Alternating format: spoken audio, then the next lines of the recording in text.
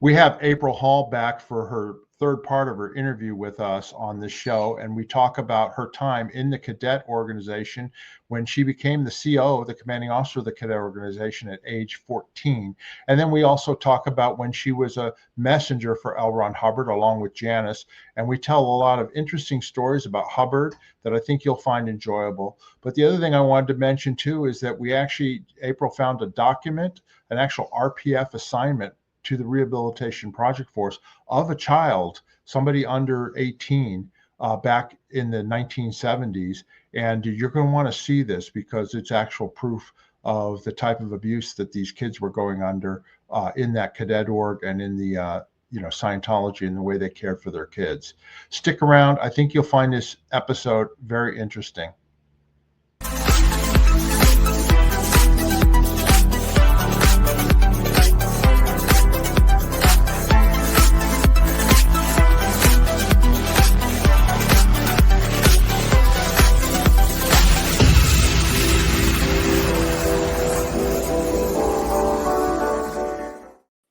Hi, everybody. Welcome to our channel, Scientology Peeling the Onion. My name is Mark Fisher with Janis Gillham Grady. Good day, Janis. Good day, Mark. Good day, everybody, and welcome to Peeling the Onion. We're doing well, and we once again have a follow-up guest who people enjoyed, and she hasn't finished telling her story. So though this will be number 3, we'll probably have 4 or 5 more, more interviews to go. Just so much that. What? Yeah, she'll put up with us. She'll put up with us. Oh, she'll put up with us. I know that. I know. Yeah. So yeah. Anyway, she's an old friend of ours too. Go ahead. Yeah. All right. So yeah, let's bring on April Hall. Hold on one sec. Good day, April. How you doing? Everything's wonderful. That's good. You're looking good. Everything's good. Nice day today. It is. This time I don't have to wear long sleeves. No, it's not as cold. That's for sure. It's a little windy out there with a chill, but it's getting better. Well, just to bring our viewers back to date, with our last video that we did, of course, April, got in Scientology as a young kid, and her mother, she was in LA, she was in PAC, she was in the cadet organization, and she finally became a Commodore's messenger. And we ended off last time when she finally went up to Gilman Hot Springs and she met L. Ron Hubbard for the first time. But we want to backtrack a little bit because you've got some more information you wanted to talk about, right, April? Yes, I found some treasures in my parents' storage. I recently cleared out their storage because they passed away last year. And I just wanted to share with everybody. It's going to have lots of names and pictures of people from Cadet Org time. And you'll be able to, see if you recognize them or not. And I also want to give a shout out to both you and Janis, Mark. I really appreciate you, and I probably would have gotten rid of those issues. I left that life behind, and honestly, I'm so happy to reconnect with people and share what went on. And I want everybody out there to know I am there for you if you need help or have questions. Janis is and I have always relied on each other all through the Sea Org. That's right. When I would get in trouble, she'd protect me. And when she would get in trouble, I'd protect her. And I have to say about you, Mark, when I was there and I saw you, what I noticed is exactly what you said. You were a buffer to David Miscavige's craziness and absolute tyrant actions that would go on. You would just come in and smooth it out and make everybody feel better, and they were actually able to get on with their job and do things because you have such a nice flow and good vibe with people. And instead of wrecking ball. Yeah. So I just wanted to give you guys a shout out and say how much I appreciate you. Well, Thank you so much, And, April. That's nice of you to say. Yeah. yeah, and I've enjoyed watching you go through those boxes of things. Janis loves the memorabilia. Anything she can get a hold of, any photographs, she wants them scanned and she keeps them. Well, April was up I'm late doing last the same night. now. Yep. So Anyway, thank you so much. To backtrack just a little bit, if Mark, if you could bring up the photos of the cadet news. This is when I was the CO Cadet Org, and you see the date there. And if you go to the next page, I don't think they can read the date. Can you just say real it's quick? August, September 77. And Okay. it's issue 3. And the top picture there of the little boy with blonde hair, that is Giovanni Ribisi. Now, he's a celebrity now. Picture. Yeah. And he was a cadet there with me. And bottom left there, the blonde girl, that is Cindy. Some of you might recognize her. She went to CMO Ent. So those are who those kids are. And I thought that was, I remembered about Gay Ribisi. She was one of my favorite people at Cadet Org. Super Theta person. And Al Ribisi. He was very nice. Well, they were both staff at Celebrity Center at that time, correct? Gay actually got sent over to be at Cadet Org with the Melrose Estate organization that, serviced and took care of the kids in the building and made sure things were maintained. And that's the course room. Those pictures in there are actually the course room that we made up, that I said in one of my interviews. I said, when the mission came and took Bob Rafe off as CO, and it was Lisa Von Shura, which is Lisa Catano. It's Mark Fisher's ex. Sister-in-law. Sister-in-law. Anyway, you'll see that if you could bring up the issues. Yeah, I was going to say one other thing about this too. These photos, like Al Ribisi was also in People with Jeff and Robbie Levin, right, Janis? Yeah, he was. He was one of the original Sea Org members for Celebrity Center when my mom established it. People, Robbie and Jeff and Al were her original staff members. They were like, right there at the beginning, helping her set it all up and finding, the Celebrity Center building on 8th Street, sorry. Yeah, so I actually, in 1973, when I first came to the U.S., my mom happened to be in Mexico, so Terry and I flew down there, and Gay and Al Ribisi were with her, and Gay was pregnant with the twins at that time. So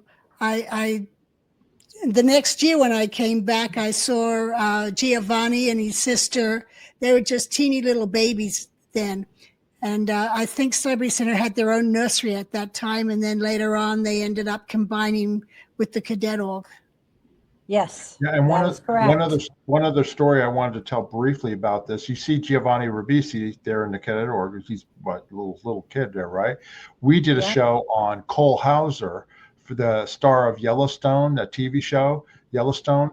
That's Cass Warner and Wings Hauser's son. And we had photographs of him and Darius Wilhare when they were babies at the Fort Harrison, in the nursery at the Fort Harrison. So he also was in the nursery in the Cadet Org. We did a video on that about 1.5 years ago. That's right. That's right. I remember that. Anyway, so you want me to go to the next one? Which one? Sorry. The cadet issues. The ones that, not the stats here. That this one Lisa here. Von Shura did. Yeah. There we go. Is it? I don't know if anybody can see all the names, but I guess if you pause the interview, you'll be able to look at the names and see who you recognize. This issue is a posting of all the people at Melrose. And the Melrose is where thing- the Cadet Org. Yes, they were the ones that took care of the building and the food and the nannies and that sort of thing. It says it's written by Julie Houston. This is not the Julie that was at CMO Ent. But you can see that was a famous mission, and it was called 1674. Everybody would go around saying that mission number. And it was the one that established that organization as well as the original Cadet Org.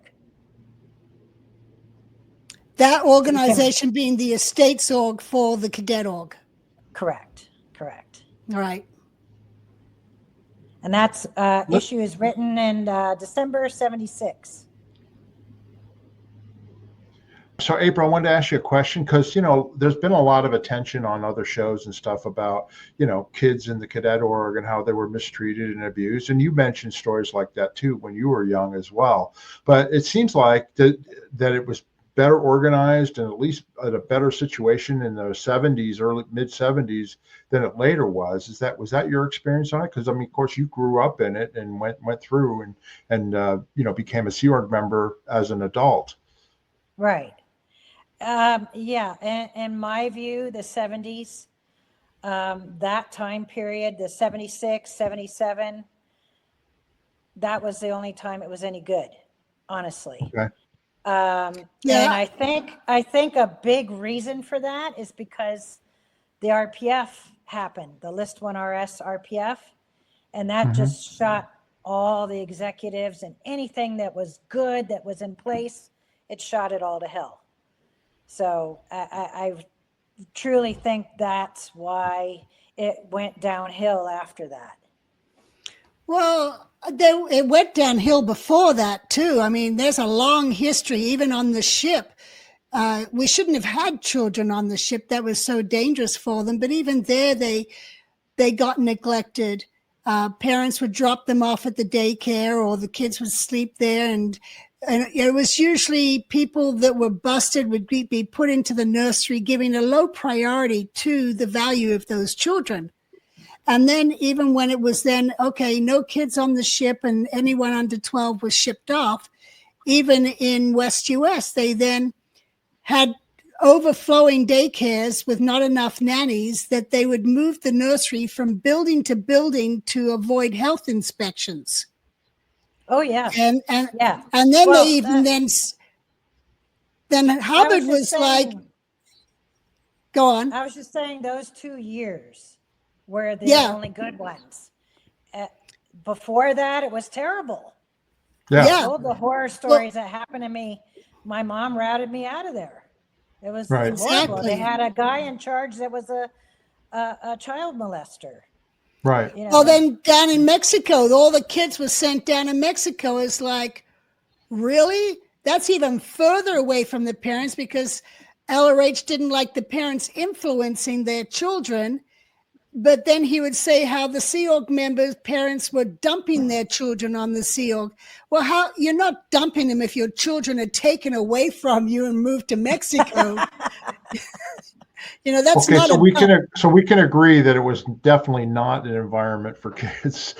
Exactly. And even through my time period, hearing all this and being at Flag, when you were there, I actually heard Hubbard talk about how good it's been since you took over as the commanding officer. Yes. And he even had some telexes with you during that time period. Yes, he did.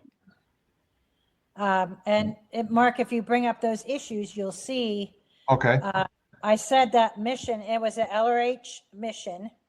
This one here? There was 2 LRH missions. The first one had Julie Houston, Miriam Earle, Toby Young, those people. And Wayne Marple was in charge of all of those. You'll see at the bottom of this issue, it says Wayne Marple. I knew Wayne Marple, and I knew his son, Kyle Marple. Wasn't his actual son, it was his stepson, but still.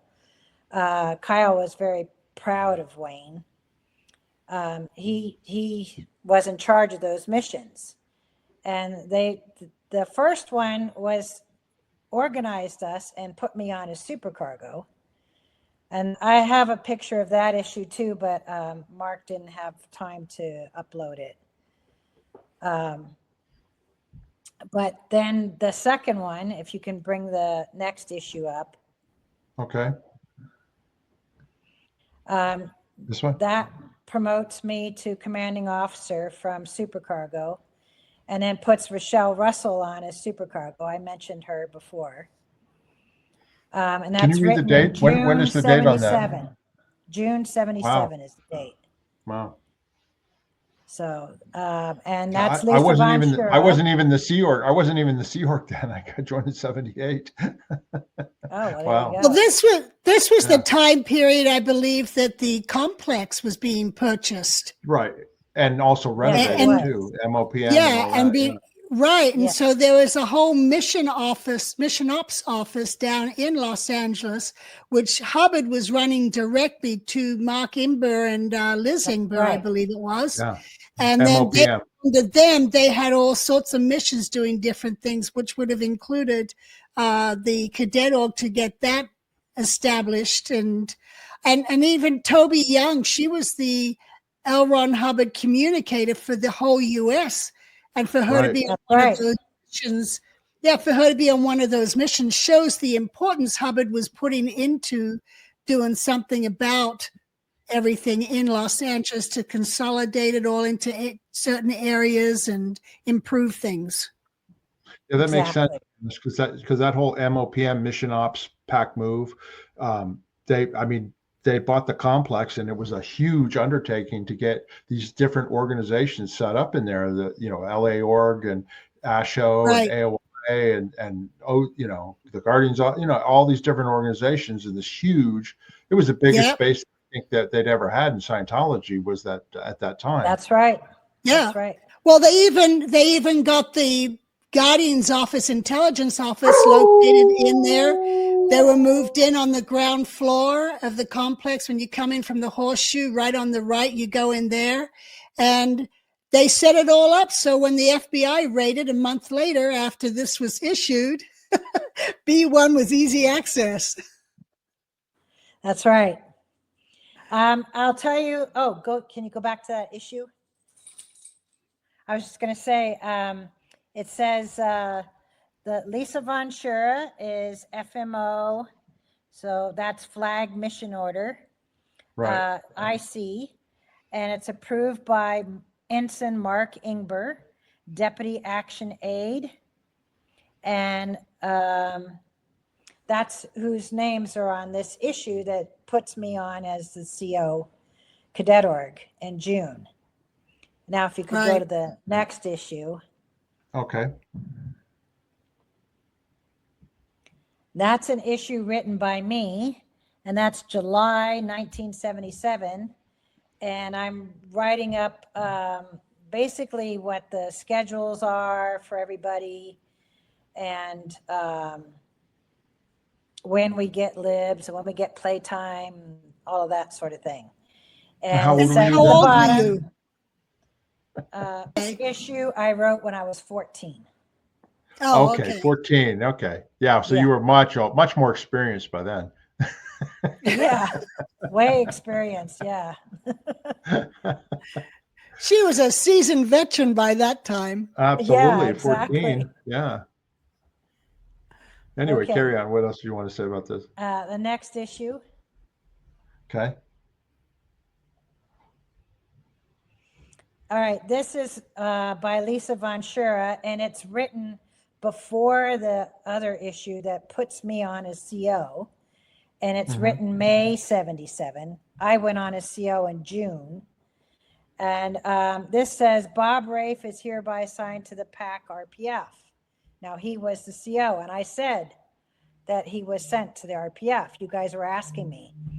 And I actually have copies of the issues about children's or cadet RPF. They made a special Cadet RPF. I have the material describe that as well, because it's a little bit different than the adults. It says Bob has been taking advantage of his position to harass his staff members, both verbally and physically. The most recent of those incidents involved Bob handcuffing a cadet to an uncovered electrical outlet, which shocked the handcuffed cadet and shorted the electricity for a short time. So I said that in my interview, and there's the issue. It states it in the issue. So how old was this I person? had written reports about. How old was this person that went to the RPF? I think he was 17. Okay, so this is the issue. Boy, and these are you just found these just in your storage? Yes. I mean, this is the type of stuff that OSA and Scientology would not want to have out there, because this is proof that, they were sending children to the RPF, you know what I mean? Yep. Well, not only that, look what he did. Proof of abuse. Yeah, what he did too.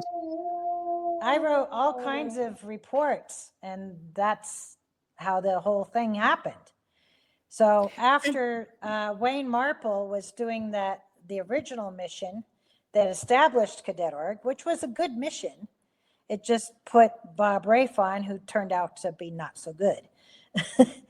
The CMO sent Lisa Von Schura, and run by Mark Ingber, and who was run directly by LRH. And I was getting telexes as CO from LRH. Right. At least as far as I know, they were him. Yeah, they were. I'm sure they were. I know they were for a fact. Yeah.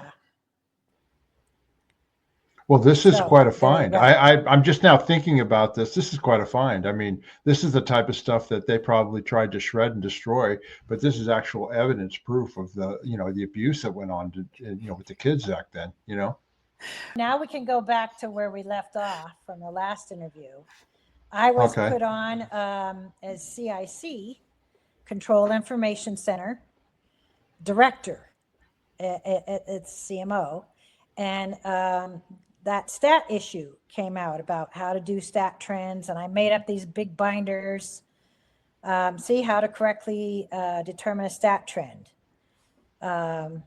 It was written originally in 73 and then revised in 79, and that's the first time I saw it, because I was up there in 79. Right. And then it was revised again in 1982. Right. But at that time, 79 was when he was describing how to read the stat trends. And if you go to the next picture, you'll see these are two of the graphs that were given as examples. So the one that's going up is an example of affluence trend, and the one that's going down is an example of non-existence trend. Right. So it's an uptrend on the left and a downtrend on the right. That's how we refer to it. Exactly. And those were attached to that policy letter that was describing how to read the stat trends. And it was my job to put it on the graphs like that properly and put them in the binders every Thursday and send it up to LRH via all the messengers that were in charge of different areas of the planet, right. East US, West US, Europe, etc.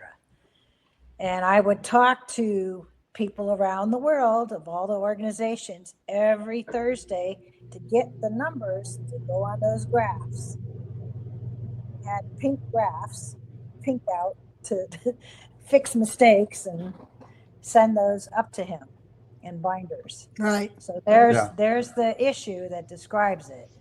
And it is in 79. It's when it originally came out, which was when I was put on as the CIC director.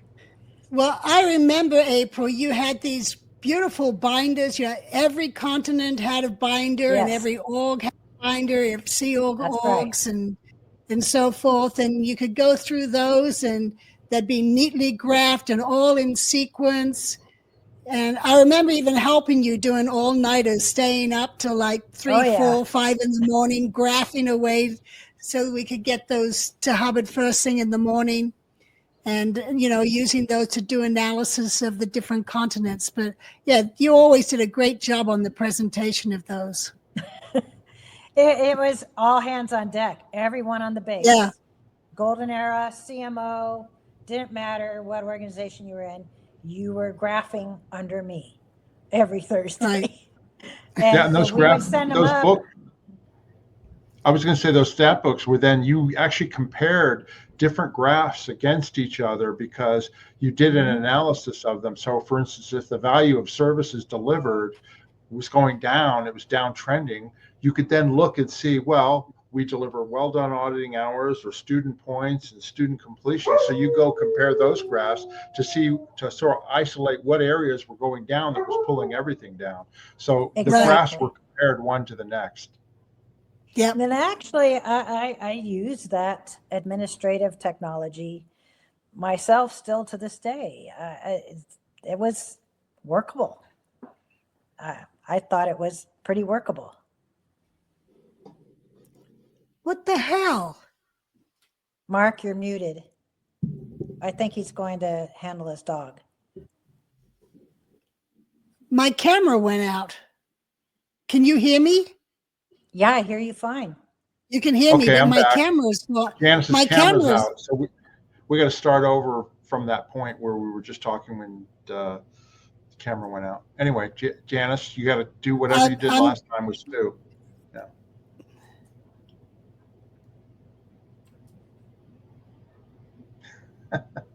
Are you having fun I can hear, yeah. Janice, you got to come out and then come back in because your camera's I know. not Okay. Yeah.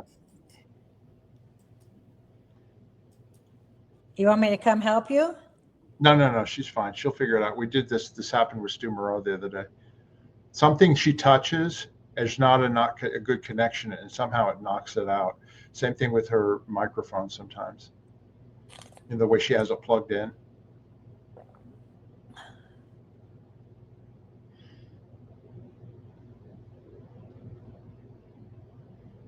Here she comes. Ta-da! I don't know why it's been doing that. Did you touch it? James, that's the only thing I can think of is you touched something. I did not touch anything. Okay. Then it's the OTs, the gremlins are around or something. It's Mercury retrograde. Yeah. It's the body thetans. It's the body thetans forcing me to disconnect.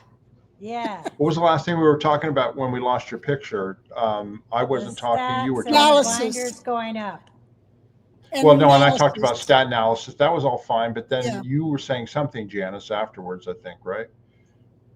Anyway, that's okay. I don't know. That's okay. I know a place to cut. We'll just carry on from wherever we're at here. I'll edit out the part we missed. I was going to say about that. Like Janice said, we would do all-nighters to get it all graphed and the analysis done and sent to LRH. And then it didn't end there. We would sleep in till noon, which maybe 5 hours sleep, maybe, if you're lucky, if you lived close. And then LRH would send the tapes and his critique of our analysis that we did. And so we had to transcribe those. So that would be the next phase. So Thursday, Fridays were insane. And if you got Liberty on Saturday, you mostly wanted to sleep. Yeah, you're a zombie. Now, I do want to interject here. In 1979, when we were doing these stat evolutions, before Hubbard took off in early 1980, but we'd do the analysis, and the stat graphs, and those would all be sent to LRH, who was living in Hemet at the time at an apartment building called X. Right. And he had a 1-bedroom apartment, and his you've got a little kitchenette, living room, and a little breakfast table area. And he would just sit at that table. He didn't have a desk anymore. He just had that breakfast table. And the messengers would bring in all these binders and the analysis with it. And he would sit at this table and go through the stats and dictate things to us. And we'd take our notes, or he'd dictate. And we'd take our notes and type those up. And he'd go through everything and check the analysis to see if it was correct or not. But it was such a rinky-dink setup compared to on the ship where he had his desk and, he had management there. He didn't have anyone there except for some RV people from audio who were working on his tapes for him. And David Mayo was there, who would audit him every day. And it was just and messengers. We had a room there we'd take it a week at a time. You go out for a week and do your messenger duty, and then you'd go back to the base and we'd rotate. So it was a rinky-dink setup, but it worked. And he didn't have a desk. He didn't have a pen and paper or anything like that. The messengers did it all. And then we had what were those things called? TC-55 recorders. Remember? Little TC-55s. Cassette recorders. Yeah. And Janis, that was not a preferred duty, right? Being an X for a week, that was not something people like doing, messengers? Oh, it depended. I mean, it was like going to camp for a week. But Pat and Annie lived there, so they didn't have to go back and forth. I would go out there every few weeks. I'd go out there for a week. And I didn't really mind it. He was actually, he had his moods, but I enjoyed it when we'd go. John Brousseau would drive us to the supermarket, and he would just look around the supermarket, and we'd have two messengers scouting outside, kind of leaving him to do whatever he wanted to do and not drawing attention to ourselves being with him. But we'd be keeping an eye on what was going on. And I showed up one day wearing flip-flops, and I got a lecture about flip-flops, and I'd had a lecture about flip-flops back on the ship years before, and I forgot that I'm wearing flip-flops. Anyway, what was the lecture about how you shouldn't wear flip-flops because it can injure your toes if someone steps on the back of them or whatever. So he notices a shoe store just a few stores down from the supermarket. So he insists on taking me to the shoe store and buys me a pair of sandals that weren't like flip-flops. So I ended up with some wedgies, the wedge shoes in those days with like cork heels. So he got me some wedgies so that I wouldn't have to wear my flip-flops while I was there. Anyway, wow. I remember Julie telling a story about going to the supermarket with him, and Hubbard Elrich had like a little camera that he had gotten, and he was taking pictures of fat people in this.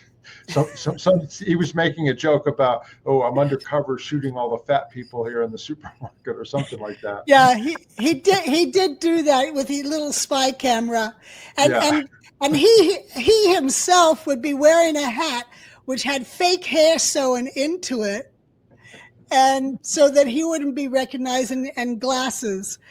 But it was very different living at X. But there was also times at X where he'd be yelling at the RV guys about something, and I'd be so embarrassed because there were other people that didn't know who we were living in these apartments, and it's like, here's this madman yelling and screaming about sound. And you're talking about RAV, right? You said RV. RAV, which is RAV. Ron's audio visual. Yeah, that's what that's right. Right. Yeah. And they're the ones who were going through all his lectures and taking out the hisses and the crackles and all that kind of stuff under his direction. And then Janis, aren't those last Christmas photos where he's dressed up like a croupier or whatever? That's at X, isn't it? Isn't that where that was? Yeah. That was the Christmas party with the messengers that were at X and the staff. David Mayo's in it. He dressed up. They were playing cards, and so he dressed up like he was a casino dealer. Yeah, exactly. Yeah, those were the last photos I have of him. Anything after that, Pat and Annie, those are now in Sea Org archives. Yeah. We hope. Yeah. I was going to say, some of those issues, well, all of the issues and things that you just put up for me just now, they were in boxes that had giant plastic bags in them, and I had buried those and hidden them on the base because we didn't want the raids that were happening to find them. And the only people that knew where those were me and Stu. And then I moved them from there. So then I ended up being the only one that knew where they were. And I brought some of them to my parents' house. And that's how. That's why you have I these? have all those. Yes. That's why you have them now? That's amazing. Yes. Oh my God. Security breach. Yes, because April used to tell me, "Oh, I'm going to bury these," because we used to sit there and vet advices and take out the R, or it was like stupid stuff. And sometimes we got tired and we just buried it. I told a story about burying stuff in the rain out at Silver, another property that we had before we moved to Gilman. But yeah, it was nuts. You could look at it and it's like, why'd they take out the R? He's using R so that instead of Ron, so that it didn't say who he was. Exactly. Hold on. So April, so this stuff you've been going through is all this stuff?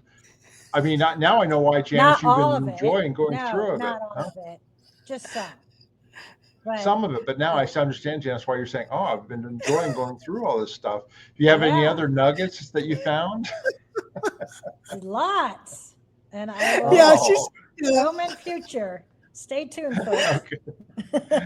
Okay. Yeah, we'll but she shows me this box, and it's like everything's still in the plastic bag to protect it from being buried. Oh my God, that's amazing. Yeah. Okay. So and I don't even think my parents knew they had it. I put it in their storage, like all parents. Yeah. I'm sure, Janis, you don't know what your son has in the garage. I mean, some big things, but they didn't know they had it. It was a great place. It's amazing that they didn't throw it out. Go to my parents' house and look for it. It's amazing they didn't throw it out, because my mother threw out my entire baseball card collection that would have been worth thousands of dollars today. But, I was in the Sea Org, and so he didn't throw them away. Oh, no, my parents never were like that. They're always there for me. Yeah. Anyway. I really feel for some of the people that I've been talking to recently that their parents were not there for them. Right. And did pretty much desert them. My parents never deserted me. In fact, it was the other way around. I kind of deserted them for a little bit because that was the thing. They were out of the Sea Org and they couldn't know anything. And so, but I used their house as a place to hide some things. In case the FBI raided again.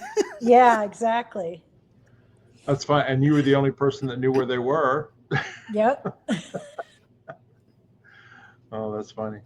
Hey, listen, I'm going to answer that question. We got asked the last time by Chuck Beatty in the comments, who's an old-time Sea Org member and critic and all that. And he asked about, you had mentioned how you transcribed, dictation from Hubbard when he was not there, when he was gone and stuff like that. And he wanted to know, can you confirm that it was really L. Ron Hubbard's voice and not, Pat or somebody else, trying to imitate him? Well, yeah, I was with him some of the times. Like Janis said, we had watches and we used TC-55 recorders to record him. Yeah. He'd go on and on about so-and-so's stat analysis is great, or so-and-so's stat analysis is terrible, or in between, whatever, Yeah. You know, those TC-55s were very handy. I remember when we were moving from La Quinta to Hammett, I had a dog called Babe. You remember Babe, April? And Mark. Yeah, I love Babe. Yeah, sure. I had her for 11 years. And when we were at La Quinta, she got pregnant. And so when we were moving over to Hammett, to Gilman, I was told Babe was not allowed to come there because she was pregnant and that we wanted no dogs at that base. So during my week out at X, I had that TC-55 going, and I'm telling Hubbard how Babe, because he knew Babe, she would go for walks with he and I whenever I was on watch in La Quinta, and she would stick with me and go for walks. So he knew Babe. I was telling him how Babe was pregnant and that she was still in La Quinta and I was waiting for her to come over. So then he got into this whole thing about, when the puppies are born, give them lots of eggs and protein. And he was telling me what to do with them. And I'm recording this going, thank God for TC-55s. Right?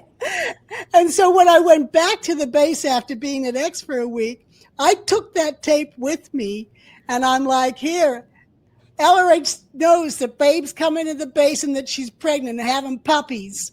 And he, so that was okay. Then I was given the okay that Maria Starkey was watching Babe, and she brought Babe, and she was the first dog at the base. And she had Hubbard's approval. That's right. Janis, everybody knew Babe. Everybody knew Babe. Janis, when you would go on walks with Hubbard, like something like that, when with Babe and stuff like that, what would he talk about? Would he just talk about the weather or what was going on, or would he just walk, or what was it like when you went on walks with him? Oh, he'd talk about anything.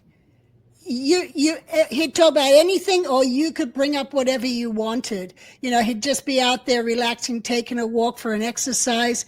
When we were in La Quinta at Rifle, which was the name of the house that he lived in, there was always a security guard there at nighttime, and he would go outside and he'd talk to the security guard and see how they're doing and ask them about their wife or about their job or whatever. And then he'd go just keep walking, and, Babe would be with us and he might talk about photography or that day on the set, or, what's been going on, or something Mary Sue might have mentioned in a letter to him. It would be anything. So it'd be just like from my viewpoint. Yeah, April. Sorry. I was going to say, from my viewpoint, he seemed to have an opinion about every color of the rainbow. If you're talking to him about something, he's going to train you on whatever that subject is. I mean, look, Babe, how to take care of your puppies, what to feed them. If you're talking about flip-flops, okay, how to wear flip-flops, and you shouldn't wear them on this time. No, that's very true. And that's very true, April. And I used to even think that myself. It's like, wait a minute. He'd even write flag orders on different things where it was like, well, wait a minute. People have already studied this and there's new technology out there. But no, he knew his ways from the 50s and the 60s and would talk, give you that advice.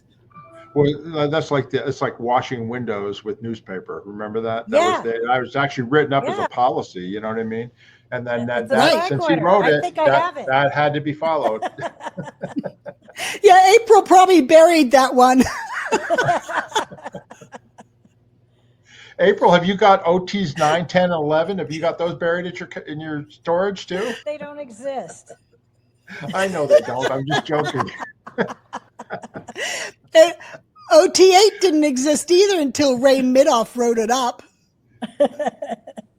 I had to take possession of, this is later down the road, after Hubbard died, and Pat had all of his PC folders, and they were dying to get them back so they could get rid of Pat and Annie. They actually did get them, and they were brought to the base, and I got a phone call from DM I had an outside line in my bedroom, and he goes, "You're going to meet Norman and Marty at at the elevator, there was an elevator safe room in the middle villa at the time. And he goes, they're going to be dropping off some file cabinets. And he goes, then I want you to change the locks. And you're the only person, change the locks. You're the only person that knows how to get in there. And he goes, Oh, I don't that's care right. who That's asked, right. I don't care who asked you to get in there. He goes, I don't care if it's Pat, Annie, anybody, you don't tell them that you know anything about it. And those were all of his PC folders, Hubbard's PC folders that were brought down. Do you remember that? That safe room was in the middle villa. This is before the Yep. RTC moved in there. The gun Yep. room was next door to it, Anyway. Yeah. Gun room. Do you remember that? Yeah. Yes. Yeah. Yeah, of course. I had to do Those- lots those- of renovations for up there. Yeah. Those I did, guns caused a lot of problems in Clearwater. I I know. We covered told that story story. before Yeah. with Stu Moreau. Anyway, Yeah, where are we after- at next? Well, after we were doing the stat evolution things, I mean, I seem to be involved in that my entire rest of my career in the Sea Org, whether I was in the States or on the RPF, they would always go back to me because I seemed to be the most knowledgeable and knew how to handle it, even though if I'm an SP. When you're on the RPF, you're an SP. That's why I'm saying Right. that. Evil person. SP is suppressive person. So Yeah. even when I was on the RPF there, I trained on to be an electrician, and I even wrote a course for electricity and how to learn about electricity. And when I was on the RPF, they were putting fiber optics in. Now, fiber optics, so is glass tubing covered by rubber. And Right. you can bend it, but if you run over it, you're going to crush that glass tubing in there. So they're trusting us evil RPFers with that millions of dollars worth of fiber optics that was out there. Big spools as taller than me Right. was out there. And we were putting it underground. We spent a lot of time on that road that divided the Gilman Hot Springs property. The highway. This would be after we left. This was after we left, Janis. Yes. We were putting it under there. And I remember when somebody ran over and it wasn't an RPFer. It wasn't one of us evil people. It was somebody else. But I had to fix it. And so you're splicing glass tubes. There's like 10 to 20 glass tubes in that covered wire, which is about this big around. I'm splicing that, and that takes all day to do. So I ended up having to fix that. But I always thought about that while I was on the RPF. I'm like, why are you entrusting us suppressive people with this? Exactly. We're supposed to be evil. Yeah. And I built when I was on the RPF, I did the cottages, the G units. Yeah, the G's, yeah. Yeah, we built those and got them all ready for Tom Cruise and Nicole Kidman. Yeah, Right. I was there then. I used to live in the G's. I did too. Yeah. Yeah, when I we were doing this. When I was the only person on the base that was declared a suppressive person and out catching gophers on the golf course, Paul and I lived down in the G's. But that's a whole nother story. We're way down the way road. into the 90s. Yeah. But if we continue in the 80s, well, after 79 in 1980, we all had to go to PAC. That's right. It was a great, big, crazy thing. So we had to hide. So But was this because of they were afraid they were afraid the FBI was going to raid or something, or what? The Guardian's office had actually asked for CMO not to be up at that base. They wanted us in Los Angeles, away from the base. And I don't remember why. I remember seeing something on it, but it was the Guardian's office request that we be moved, I guess, to avoid a connection to Hubbard out in Hemet, because Hubbard stayed in Hemet, and management of the messengers that were involved in management were all moved down to the complex. And we were put in that one, the old radiation room, which had all the lead walls and everything. Yep. And so we were down there for several months. And that's while we were there was when Hubbard took off from X with Pat and Annie. That's right. And that's also that's when the CMO, the messengers, were sending out missions to every organization. Remember that at DM as action chief. They were sending out missions, taking people. I was in Clearwater at the time, and they were taking management people and sending them on missions to every org in the world, based on an evaluation and this and that. And I got pulled out there. That's the first time I went out to PAC. From there, I got pulled out there to do a couple of missions, including one here to Las Vegas. You know what I mean? Right. Back in 1980. But that was that whole evolution. And that's when the Pura, remember, because they built a Pura for you guys out there in the complex. And DM and you guys, you said he used to sit in the sauna, and they had a window, and they were watching videos while they were in the sauna. Yeah, we had it set up so that we had to go through plastic to get in, because we had a projector there, and we would sit there and watch movies while we're sweating away. That we played Uno. Remember that? We would play Uno in the sauna. And the cards would get all messed up, and we went through a lot of decks of Uno. That was the first time. That was the first time I ever saw my future wife, Julie. She was in the messenger, and I'd never seen her in Clearwater. And that was the first time I ever saw her. I saw her walking from the horseshoe past the elevator as I was getting out of the elevator, her long hair. And she had these platform shoes that made her about 6 inches taller. I went, who is that? was Julie even 5 foot? 5'1". 5'1". Maybe 5. Yeah, maybe 5 feet. Yeah. Yeah. And then you guys I remember you guys had your mess hall. Remember that next to the galley, you had your own little separate place to eat and all that stuff too. Yep. They're all on that ground floor, down there. And we had a housekeeping unit that we actually got pretty nicely taken care of while we were. Yeah, we did. We did. I was put on as WDC promo. But we all had letters. They weren't. We weren't designated as a specific. Yeah, WDCE, WDCA. So I was WDCA. Well, I remember at that time in PAC. Oh, because I remember that time in PAC, Dave was WDC Org, and Gail, I believe, was Scientology. Well, that might be, probably, and then KK was WDCE. KK was WDCE. I was WDCU. Yeah. I would sign everything WDCU, but I was handling marketing and promo. That was always my job. So I wasn't did that, on WDC and I did then. CIC.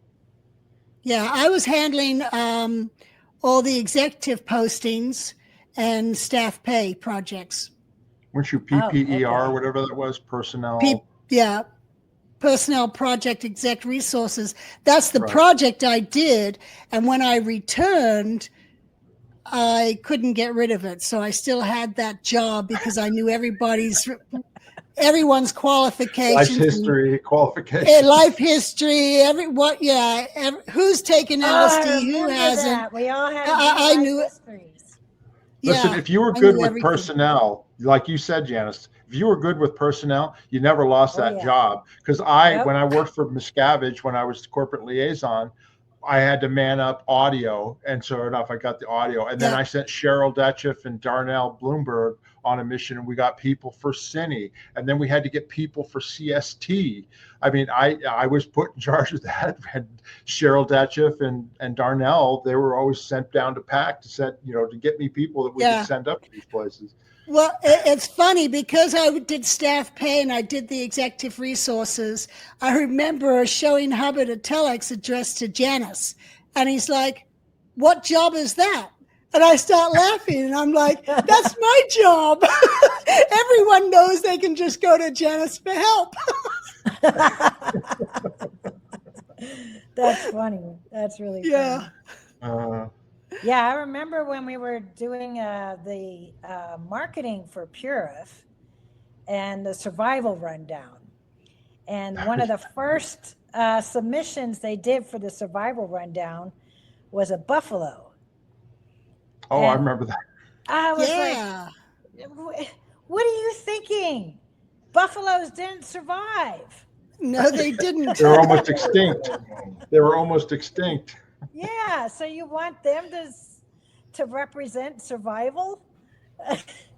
I remember I said that as WDCU that was handling all the submissions for that. Yeah. Yeah, those are funny. And the reason that you were WDC was Watchdog Committee. Regular management and regular people, they didn't know what Watchdog Committee was. I mean, so that's why you were WDC whatever for promo. So that way they wouldn't go, hey, April, what about my promo submission? And you wouldn't know who you were. Right. That was the whole point. Well, that's why management, when they asked who was WDC, they got a photograph of people standing there with bags over their heads. I forgot about that. Yeah.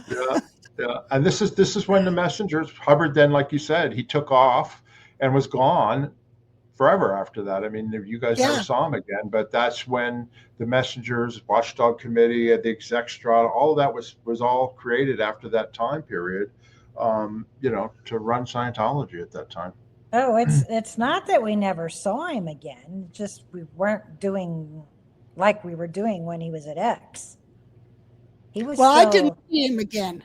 I didn't see him again after that, because in December 79, I went on leave to Australia for 4 weeks. And when I came back, you guys were all down in Los Angeles at the complex where the CMO Int was. And I never went back up to the base or to X. And then he left about a month later. Yeah. But people were doing communication runs. Oh, yeah. Oh, no, I know that, but they would go meet up with Pat, who would then take it to Hubbard. I mean, plus Hubbard then was on the run writing Battlefield Earth and Mission Earth. You know what I mean? He was, that's what he did for 2 years. Yeah. But I never personally saw him again. Oh, yeah, me neither. Yeah. And this is where I, during that time, when we finally went back up to, we got the okay to go back up to the Golden Era base. To Gilman Hot Springs, yeah. To Gilman Hot Springs. I was working in CMO Gold because things were getting organized. I mean, like WDC finally got actual titles like WDC Sea Org, WDC Class 5 Orgs, WDC Flagship Org, etc.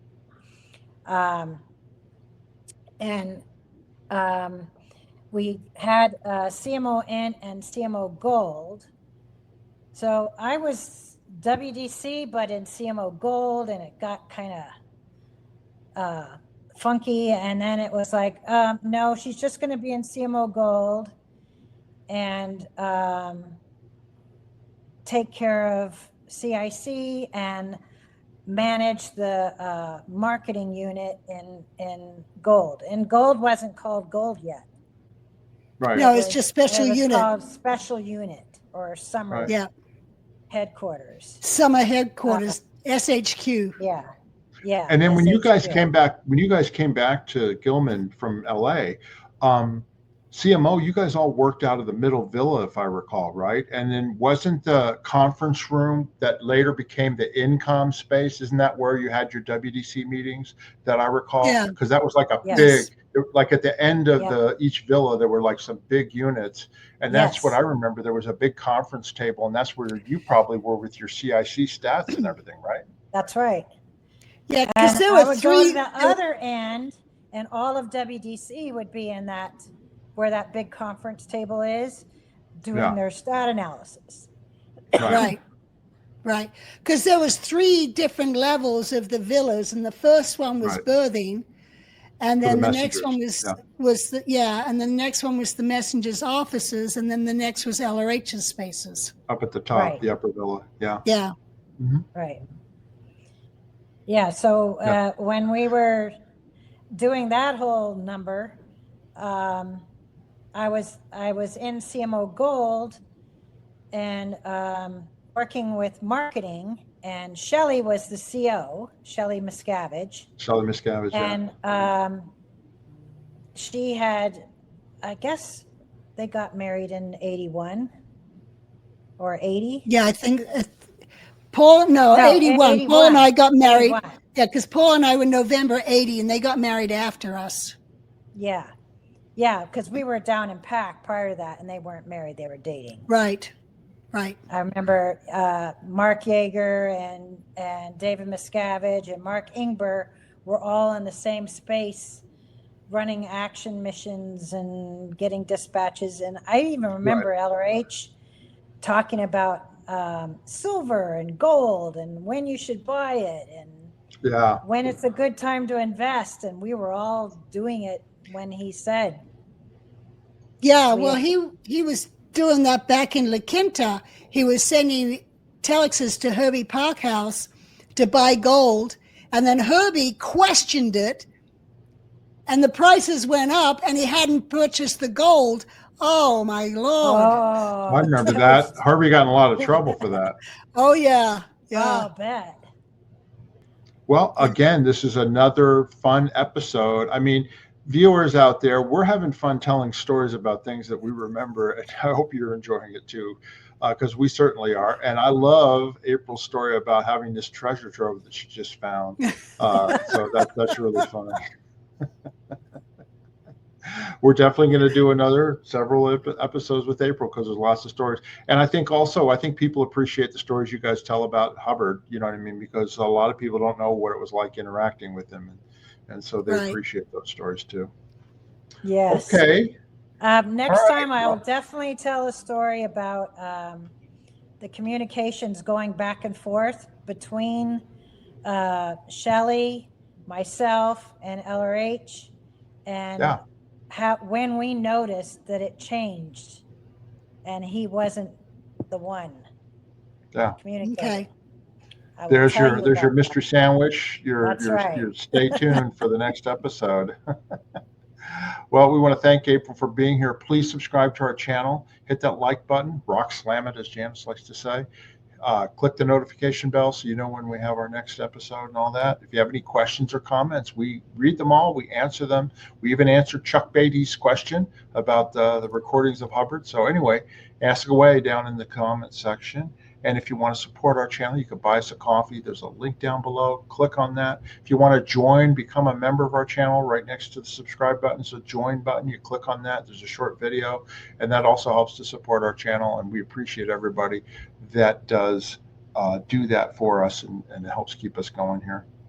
Is there anything else, Janis or April, you'd like to say? No. It's been fun, April. It's been a blast, guys. And I can't wait to get to the part where after we left, because you've got a whole nother, 9-10 years of stories after we left that I've never heard. So I'm looking forward to that. All right. Yeah.